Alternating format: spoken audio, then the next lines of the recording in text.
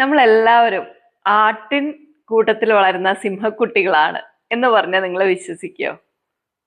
നമുക്കൊരു കഥ പറയാം അല്ലേ? അതായത് പണ്ട് ഒരു സിംഹക്കുട്ടി എങ്ങനെയോ വഴിതെറ്റി ആട്ടിൻകൂട്ടത്തിൽ വന്ന് പെട്ടു. അത് ആടിനെ പോലെ പുല്ല് തിന്നും, ആടിന്റെ കൂടെ നടക്കും, അതുപോലെ എന്തെങ്കിലും മൃഗങ്ങളെയൊക്കെ കണ്ടാൽ പേടിച്ചോടും അല്ലെ? ആട്ടിൻകൂട്ടം അങ്ങനെയാണ് ചെയ്യുന്നത്. അതുപോലെ തന്നെ എല്ലാ കാര്യങ്ങളും ഈ സിംഹക്കുഞ്ഞും ചെയ്തു വരികയായിരുന്നു.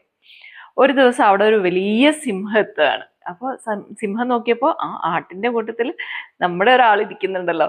അപ്പൊ അതും ഈ പറയുന്ന പോലെ ബാക്കിയുള്ള ആടുകളെല്ലാം ഈ സിംഹത്തിനെ കണ്ട ഉടനെ ഓടി. അപ്പോ ഈ സിംഹക്കുട്ടിയും ഓടാൻ ശ്രമിച്ചപ്പോ അതിനെ വലിയ സിംഹം പോയി പിടിച്ചു. പിടിച്ച ഉടനെ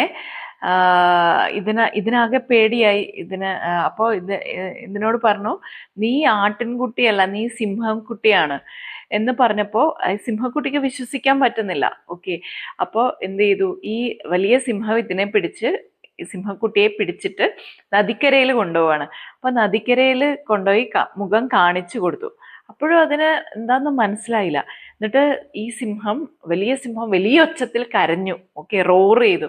അപ്പോൾ ചെറുതിനോടും അതുപോലെ ചെയ്യാൻ പറഞ്ഞു. അങ്ങനെ ചെയ്തു കഴിഞ്ഞപ്പോഴാണ് ഈ ചെറിയ സിംഹക്കുട്ടി മനസ്സിലാക്കുന്നത് ഞാൻ സിംഹമാണ് എന്നുള്ളത്. ഇത്രയും കാലം അത് വിചാരിച്ചത് ഞാൻ ആടാണ് എന്നുള്ളതായിരുന്നു. അതുപോലെ തന്നെയാണ് നമ്മുടെ ഓരോരുത്തരുടെയും അവസ്ഥ. നമ്മുടെ ഓരോരുത്തരുടെ ഉള്ളിലും അനേകം കഴിവുകളും സാധ്യതകളും ഓപ്പർച്യൂണിറ്റീസ് എല്ലാം കൊണ്ടാണ് നമ്മൾ വന്നിരിക്കുന്നത്. പക്ഷെ നമ്മളെല്ലാവരും വിചാരിക്കുന്നത് എന്നെ ഒന്നിനും കൊള്ളില്ല, എപ്പോഴും സെൽഫ് ഡൗട്ടാണ്, അല്ലെങ്കിൽ ഒരു കോൺഫിഡൻസ് ഇല്ലായ്മയാണ് അല്ലേ? ഞാനും അങ്ങനെയായിരുന്നു കേട്ടോ. കുറെ കാലങ്ങളായിട്ട് എപ്പോഴും എനിക്ക് എന്നോട് തന്നെ ഒരു മതിപ്പുണ്ടായിരുന്നില്ല. ഞാൻ എന്ത് ചെയ്താലും ശരിയാവില്ല എന്നുള്ളൊരു തോന്നലൊക്കെ ആയിരുന്നു.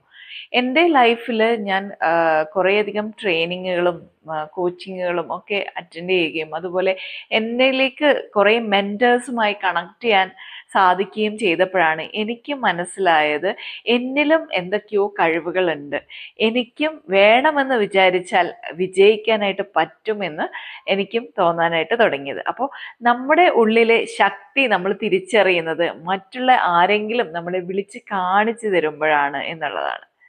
അപ്പോൾ ഈ കഥ നിങ്ങളെ ഇൻസ്പയർ ചെയ്തെങ്കിൽ തീർച്ചയായിട്ടും ഈ ചാനൽ സബ്സ്ക്രൈബ് ചെയ്യുക, ലൈക്ക് ചെയ്യുക, ഷെയർ ചെയ്യുക.